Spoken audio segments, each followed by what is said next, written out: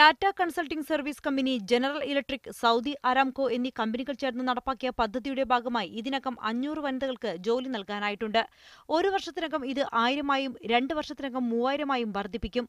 സംയുക്ത സംരംഭത്തിലൂടെയാണ് പദ്ധതി നടപ്പാക്കുകയെന്ന് കമ്പനി അധികൃതർ തൊഴിൽ മന്ത്രിക്ക് നൽകിയ വിശദീകരണത്തിൽ പറഞ്ഞു. സ്വദേശി വനിതകൾക്ക് വീട്ടിലിരുന്ന് ജോലി ചെയ്യാവുന്ന പദ്ധതിയാണ് ടാറ്റ കൺസൾട്ടിംഗ് സർവീസ് കമ്പനി മുന്നോട്ടുവെച്ച പദ്ധതിയുടെ ഭാഗമായി മുഖ്യമായി നടപ്പാക്കുന്നത്. വനിതകളുടെ നിയമനത്തിനായി പ്രത്യേകം സെന്ററും കമ്പനി ആരംഭിച്ചിട്ടുണ്ട്. 2014-ൽ പ്രവർത്തനമാരംഭിച്ച കമ്പനി ഏതാനും മാസങ്ങൾക്കുള്ളിൽ വനിതാ തൊഴിൽ രംഗത്ത് വൻ നേട്ടമാണ് കൈവരിച്ചതെന്ന് company general manager Neeraj Srivastava തൊഴിൽ മന്ത്രിക്ക് നൽകിയ വിശദീകരണത്തിൽ പറഞ്ഞു. കമ്പനി പ്രസിഡന്റ് അമൽ ജബീൽ ഫത്താനിയും പരിപാടിയിൽ പങ്കെടുത്തു. തൊഴിൽ മന്ത്രാലയത്തിന് കീഴിലെ മാനവ വിഭവശേഷി വിഭാഗമായ ഹദഫിന് ആവശ്യമായ സേവനം നൽകാൻ ടാറ്റ കൺസൾട്ടിംഗ് സർവീസ് കമ്പനിക്ക് സാധിക്കുമെന്നും ഇതിലൂടെ വനിതാ തൊഴിൽ രംഗത്ത് വൻ കാൽവെയ്പുകൾ നടത്താനാവുമെന്നും തൊഴിൽ മന്ത്രി പ്രത്യാശ പ്രകടിപ്പിച്ചു. Media 1 Riyadh.